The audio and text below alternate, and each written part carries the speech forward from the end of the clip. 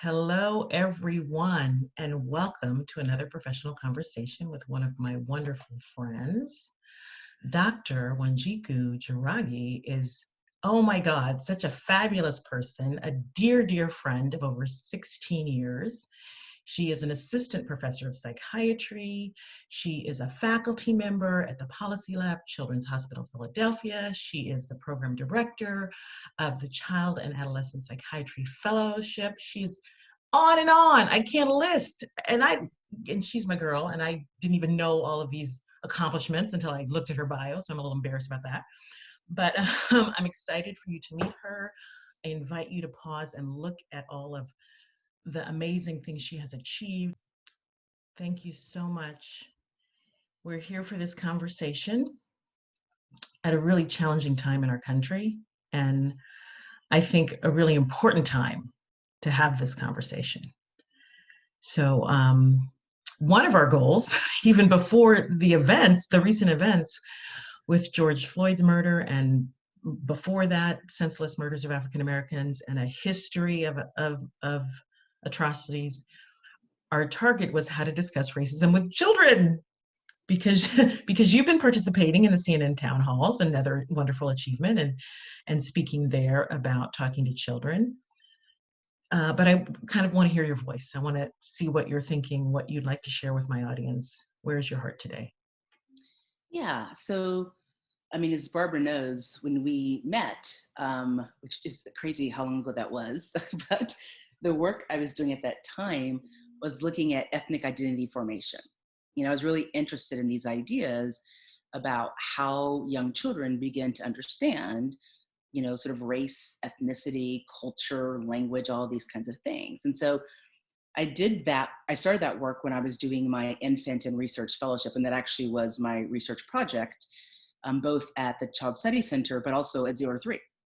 And so the time I remember talking with Eva and Barbara, Dr. Shivers, for those of you who saw her with Dr. Stroud a couple of weeks ago now, Yeah. about this work, right? And then that led to probably where we are now, with us all joined together to think about these things and teaching and writing and all of that. But what I was very interested in was really looking at history, right? So my mother is a historian, as is my little brother.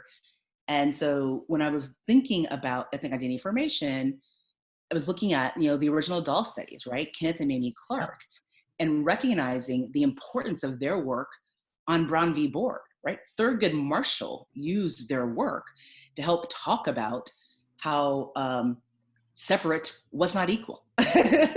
So again, that for me was really a seminal time, because I had the time and the space to really sort of interrogate these issues and think about it. And part of my my work was also playing with and talking with children all under the age of 5. Actually, I had a couple of 6-year-olds about race and ethnicity, right?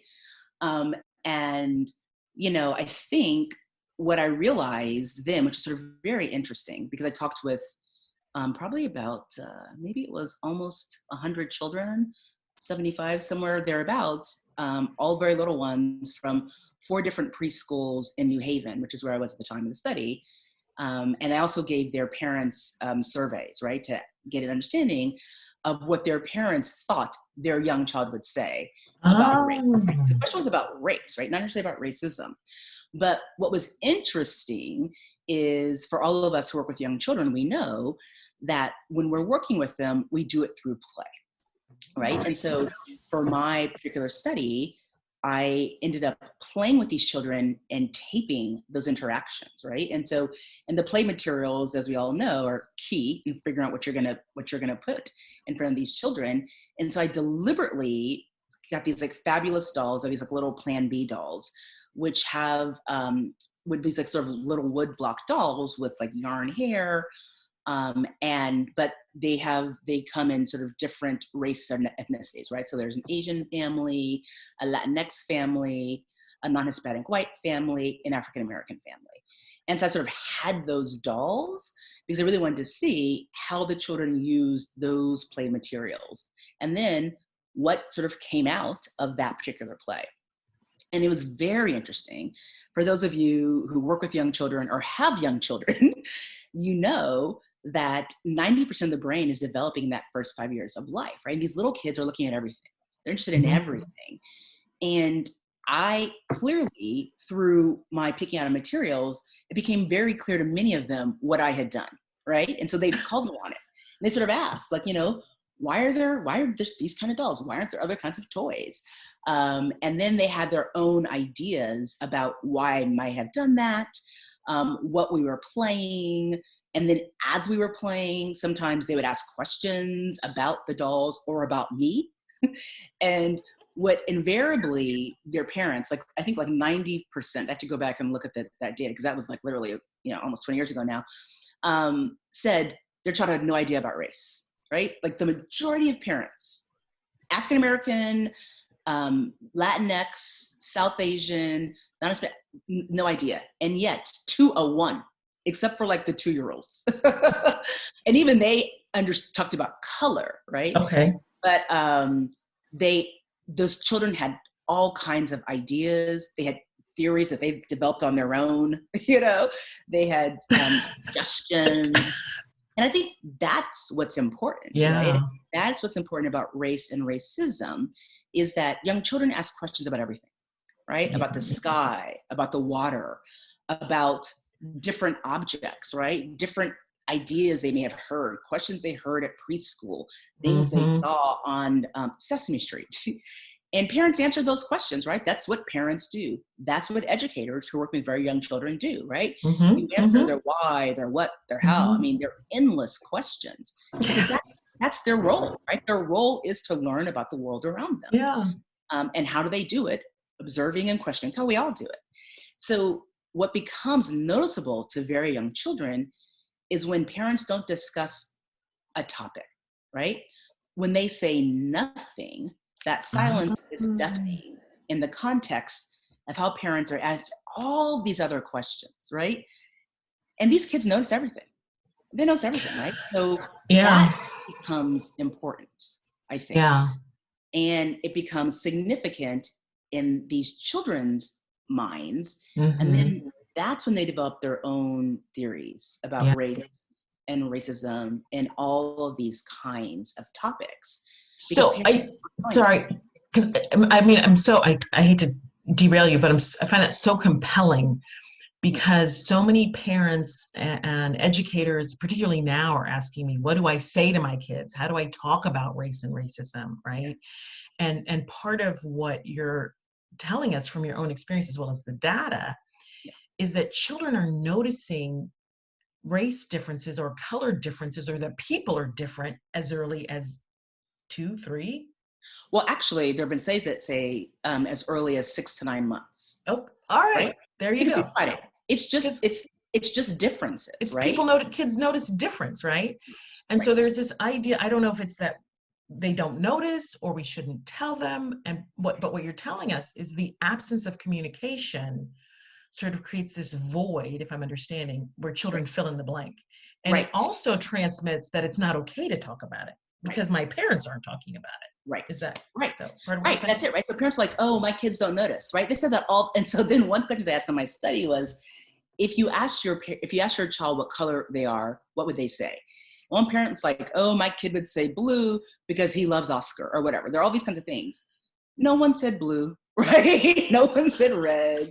No, they were very clear about what color they were. And for the most part, they were right, So again, I think that whole part of they're too little, they don't understand. No, it's not true, right? They understand what you are telling them or not telling them. Or what they're putting together to what you just said. So again, what I think happens is that it's not that parents think that their kids don't recognize necessarily. Parents are the ones that have imbued color with these sort of stereotypes, with these tropes, with these negativity, right? And so what they think is, when I tell my child their friend is Black, then they'll know all these bad things, whatever. But how could they possibly know that, right? They already know their friend is different from them. And so why not just say, well, yes, his skin is different. Let me just talk about why that is. And I'm a big proponent of weaving in education into all of these experiences. So you get a globe, right? You get a map and you say, so let's look, and this is where we are, right? We're in Pennsylvania, or we're in California. Now your friend's parents came from Jamaica. So here's Jamaica, you see? And so a lot of people in Jamaica have his color skin.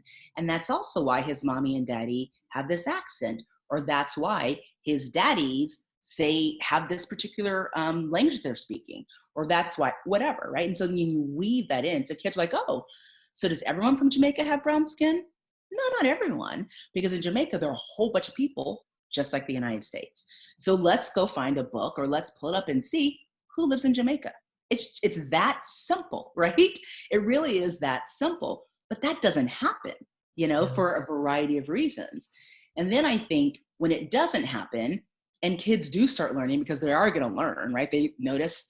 I mean, anytime you spend, as part of my study as well, I would just kind of go hang out in preschools, right? Just sort of embed myself, if you will, like at a preschool, just to hear them talk about things. And, anyone who spent any time with little people, they talk about everything. They got a lot to say. Right? Yeah. And they will tell each other things. They will correct each other on stuff. Mm-hmm. They will tell them what their mommy told them. They will tell them what their nana, and so you hear it, right? If you sit there long enough. And what I recognized is just like with parents, educators are in that same bind, right? So I was sitting in one preschool, and these little kids were like, going back and forth about something. And at one point, this little boy, and the preschool class was 3 to 5. This one little boy who happened to be, and it was a diverse class, like actually one of the most diverse preschools that I spent some time in. This one little boy happened to be non-Hispanic white. And there was a little girl who was African-American, and he took her doll and like threw it, right? Because he was beyond upset with her because of this fight about this crayon. And so the teachers like froze, right? And I was just like, he can't throw the doll, whatever. But when I was talking to them later on about it, it was because he was non-Hispanic white, she was Black, he had thrown her Black doll. And so they layered all of this stuff onto it. And I was like, well, but they were arguing about a crayon. Like I was sitting there when they're arguing about the crayon, right? And how about we don't throw toys? How about right. that? Exactly, right? But that is the point. That's just it. We don't throw. We don't when throw. We're upset, we don't yell, whatever. Right. It was other things that made it into this thing, right? Well, everyone at the little table sort of saw this, and they didn't hear. Right. We don't throw toys. Yeah. So, but that being paralyzed by the idea that one child is white and the other child is Black, and they have an altercation or whatever they have. Yeah. Adults, we know, anybody who works with little kids, they are reading your affect before your words, right? And they are highly sensitive to our own stress or dysregulation. When we're afraid, they're like, oh, watch out, because if my parents doesn't feel safe, I'm in trouble. So I think the discomfort that adults have around this topic is totally being transmitted to your kids. Absolutely. So now your own dysregulation, stress response, because I don't want anybody to think I'm racist, and I'm not trying to be funny, but I can't talk about race. My kid will think I don't love everybody. No, you have to talk about race. That's the whole point. And Black folks, we don't have that privilege. Right. That's the thing. We don't get to not talk about race. Right. And this is, this is just real. This is not to call anybody out.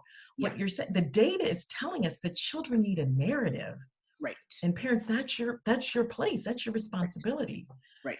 Yes, no, I mean, that is parenting, right? That is education, right? And and it was actually really shocking. And afterwards, I was talking with the administrator about this experience, because I just was like, this class is so diverse. You've got, like one of the most diverse preschools. They're doing so great in all of these other areas. And like I said, I just happened to be there for this one, right? It just was like a circumstance, right, of time. And it was fairly striking, because what I wondered at that time was, what does this mean for not only the two little children, but for all the other ones who witnessed this? He's watching. Everybody's watching. All the little ones at the same table, right? Who weren't part of this little fight, who were doing their own coloring, but saw the reaction or lack thereof, right? And I think that is the point, right? If we want to have anti-racist children and anti-racist society, we have to discuss race, right? And I mean, we have to discuss the true history of the United States, as difficult as that may be. And people don't like to do that, Right, right? That's right, really what it comes down to right. your Well, point. and Black people yeah, have go no ahead. choice but to Go do it. ahead. Go ahead. You know? And here's the other piece too that I think is compelling and worth addressing here. As clearly uncomfortable or not, racism is in our face. It has always for a lot of us. As a nation, we're talking about it. We need to be talking about it. Our kids are looking at TikToks with social commentary. So, it's like, Yeah. which is a good thing. However, so many of us in America have been undereducated, not educated Yeah. about the history of descendants of enslaved Africans, because let's be clear, Yeah. Yeah. nobody, these are the grandsons, great granddaughters of former slaves. Yeah. That's who we're talking about. Yeah.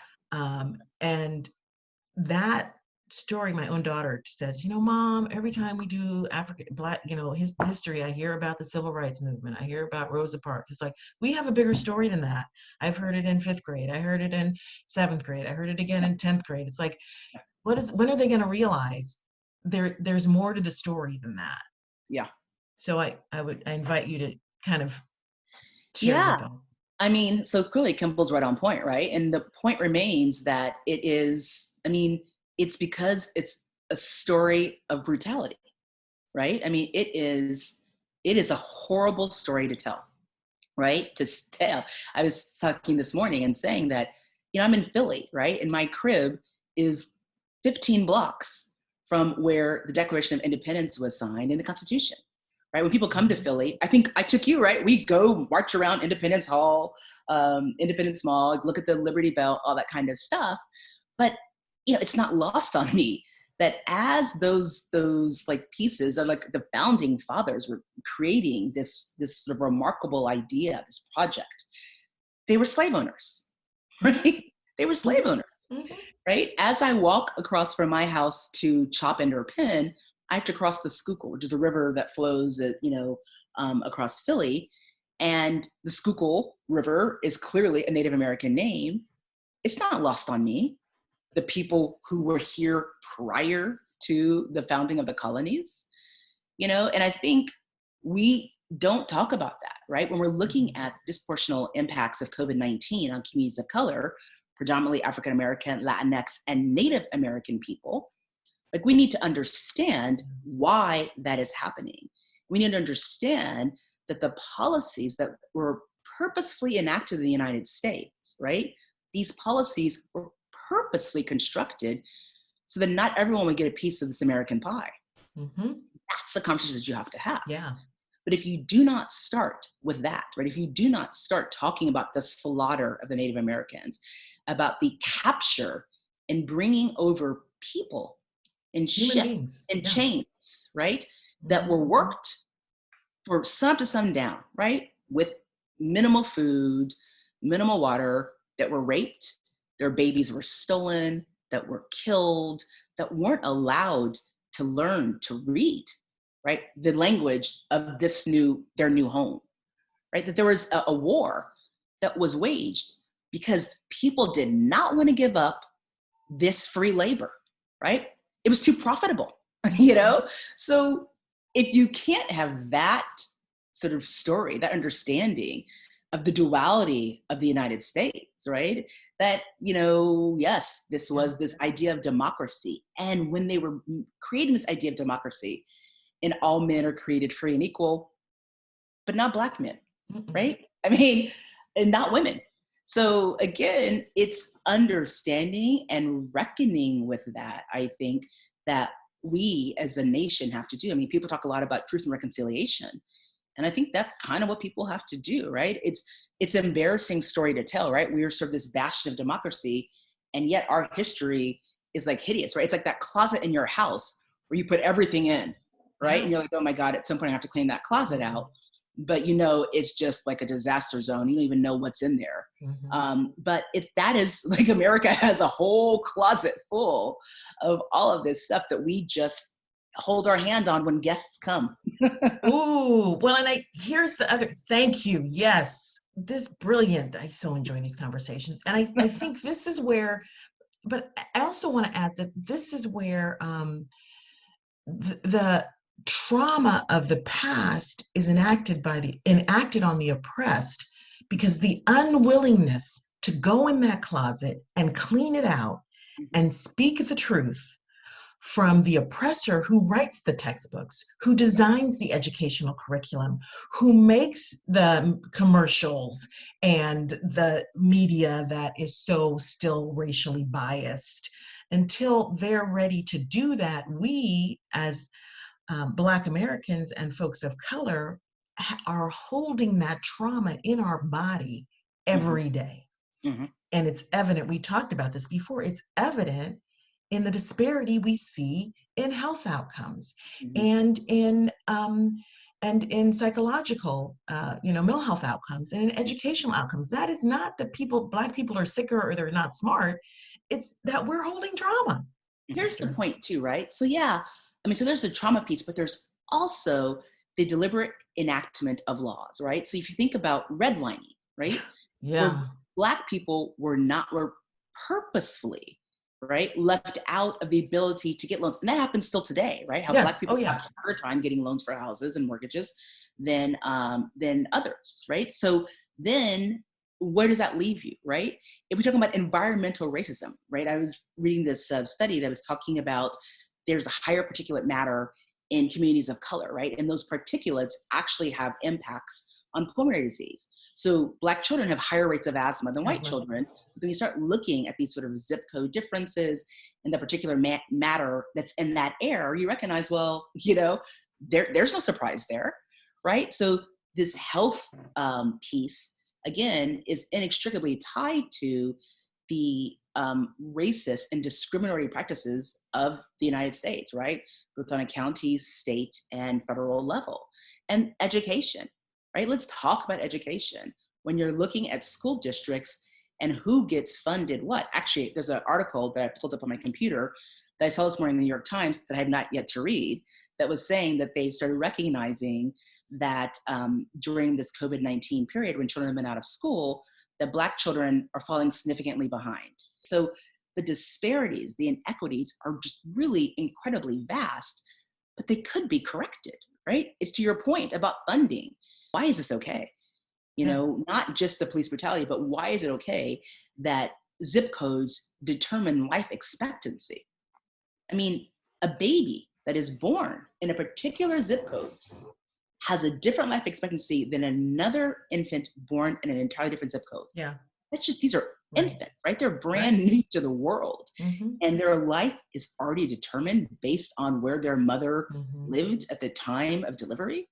I mean, that should not be acceptable to any of Mm-hmm. us, right? That's what's determinative is your zip code. Yeah.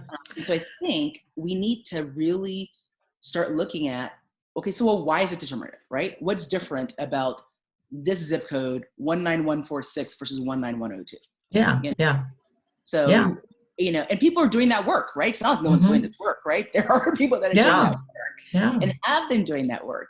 But, have we seen significant changes? Sure. Sure. Yeah, I agree. I think that yes, yes, yes, yes. All I would add is what the hard work that I believe all Americans need to do right now is, are you okay with that? Right. And wherever you are, Latinx, Black, white, Asian, there's this idea that I've achieved, I did this, and I respect that. You have achieved, but you have to understand the deck is stacked Right. against a group of people. You have to understand that. We can't deny that anymore. We can't close our eyes to it. And are you willing to level the playing field? Because you might have to let go of something. Right. And if you really want equality and equity, if you really want all people to be treated equal under the law, if you truly believe that, what are you willing to let go of Right. so that someone else's child can live to be 65 instead of 45? Yeah. So that someone else's child can have the opportunity to go to college, so Yes. that someone else's child doesn't have to have asthma Right. because that child might have the cure for cancer if we Right. let them live long enough to Yeah. reach their greatest potential. Yeah. Well, and I think it goes back to what you just said, right? Which is about equality versus equity. And I think we've been talking all along, right, about equality, right? Yeah. And I think now we're recognizing that's just not the right way to think about it, right? I mean, there's this great picture that I use at the end of all of my talks. I'm talking about equity, right, which has like sort of three children at a fence, like looking at something, Yeah. right? But Yeah. they can't see over, right? So then you have to give these different children different stools of different sizes so they all be at the same height to look over it. And I Right. think when we think equality, we just think, oh, they're all at the fence, right? We think equity, we realize this child's gonna need like a 4-foot high stool, right? This child might need a half-foot stool, right? I think it's that understanding. And that's the piece, I agree with you, that's gonna be hard, is because equity means some people need a bigger share of that pie because they didn't have it in the first place, right? And I Yeah. think that also, this goes back to this sort of idea of, America, right? That are Americans, that, that Horatio Alger myth, right? You pull up by your bootstraps, right? And that's right. Like you strive, we're individualistic. It's all everyone for themselves, kind of, these kinds of ideas, right? And so it's understanding that actually that's not the way America has ever been, right? Yeah. Like it just really isn't. Um, and that people pulled up by their bootstraps as their boot was on someone else's neck, right? Someone else made those straps, right? So you need to, the people who made those straps didn't even have shoes, So again, I think it's understanding that and sort of turning around this sort of idea of America. And like I said, I think it's hard, right? I think Americans are very proud of this. Look what we've done. But it has to be, look what we've done, but, or look what we've done and yet, And right? And look what we've right. done and still. And still, but look what we've done. Imagine what we could do. I'm an optimist at baseline. Let me just say that. So there is that. But I just think that, but I don't think you can work with little kids and not be an optimist, right? I mean, we Yeah. see 0 to 5s. And even though we see horrific, traumatic things that happen in that early years, we also know that we can be impactful, right? That we can work with families and children, that we can work in the community of early childhood providers, right? That we can work with one another to help change things, right? We have time, not a lot of Yeah. time, Yeah. but that's the beauty of 0 to 5 is the malleability, right, of that little developing brain and that developing system. And so the work that you've been doing and sort of with a lot of your videos, like talking to parents about emotion regulation, all these different kinds of things, I mean, that is so important, right? And I think that working with little kids for such long periods of time, like you see like lovely things, right? And you have hope for the future because you see hope in front of you. And so I think that I do feel like this is different. Now, clearly, I wasn't around in the 60s and I don't sort of know what those experiences were like, but, I remember my first protest when I was an undergrad and and I do remember just like, it does seem like it's qualitatively different. And I don't know if it's because of where we are in time. I think part of it's because we're all sheltering in place, right? Yeah. Yeah. We're all sort of watching the same kinds of things again, again, again. And again, as you said at the very beginning, just the rapidity of which things have been happening, right? And the layering of sort of insult and over tragedy. And I think the fact that it's all been captured on film, right?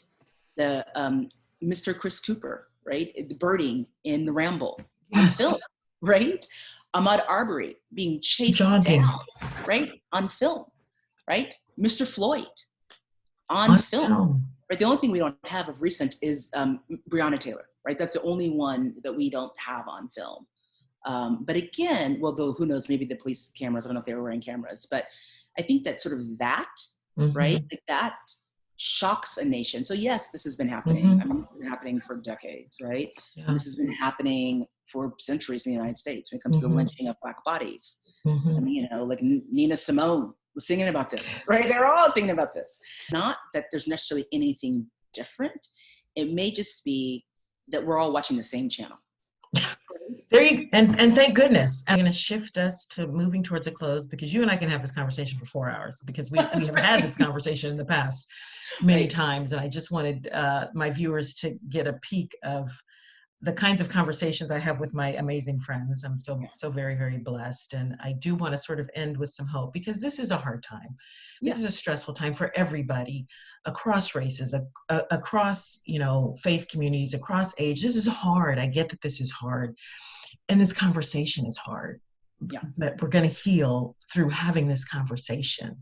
So if I've offended anyone, that was not my intention. My intention is to have this open dialogue, and everyone has strong feelings. So that emotion regulation, we have to be prepared to admit that we have strong feelings and accept the strong feelings that other people have. So as my guest, your final thoughts for the audience? So this is what I would say, and I'll tell it in a story because, that's what we do in early childhood, Black folk, and as a child of a historian. At one point I was living in Seattle, and I was playing with this little boy who had to be about 4. And, he was talking to me later. He's like, I really like you. It's like, oh, I really like you too. He's like, but I just to understand why you're so dirty. And right. And so I told his parents later, okay, they were horrified, right? So I was like, okay, well, let's just sort of talk about this, right?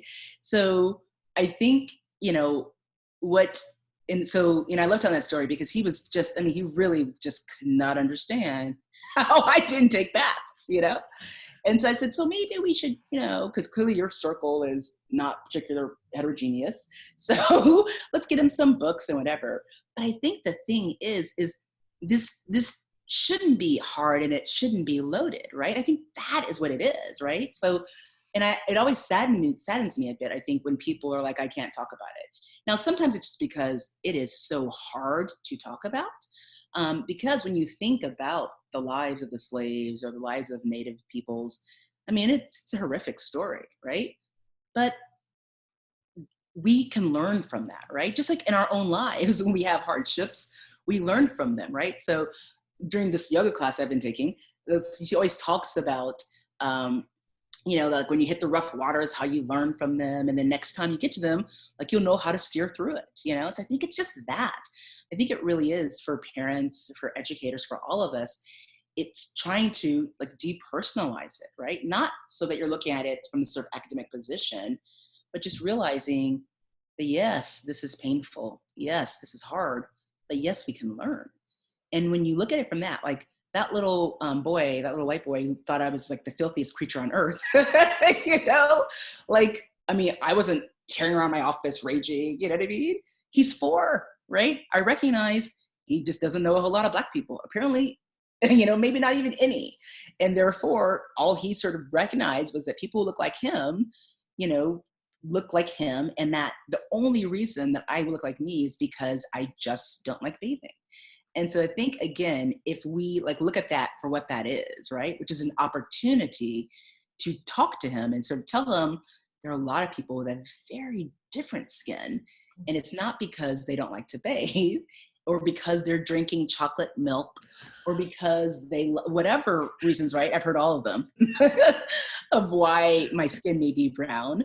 But just that people's skin is brown, and I think, again, the more we sort of talk about it in those kinds of ways and then recognize if we have done something that has been discriminatory or there was unconscious bias or a microaggression, it's sort of saying, you know what, mommy messed up, like she did. I did hold my purse tighter when that young Black man came to me, and I shouldn't have done that. Remember that time when you messed up and you took that toy from your friend and you threw it over your shoulder? What did you learn? That we don't throw toys. And then you gave your friend a hug and you said, I'm sorry. And so that's what mommy needs to do. And it's just that simple, right? But it is being honest with ourselves, right? Each of us in our own work, being honest, in our nation, being honest, and then you can move forward, right? And that's the whole point of this sort of truth and reconciliation, right? It's truth and reconciliation. And I think with little kids, it's just truth. right? They don't need to reconcile. They don't know anything, No. but it really is just telling them, yeah, people have lots of different, let's look at how many colors of skin there are. What a cool thing.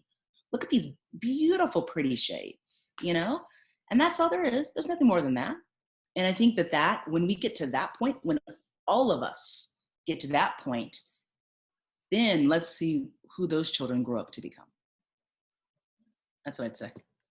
Perfect. I think that's the perfect place to end, really. And opportunity, holding on to this moment as an opportunity to create real change in ourselves and most certainly in the youth, because those little brains are developing. They're in Right? this moment where anything is possible.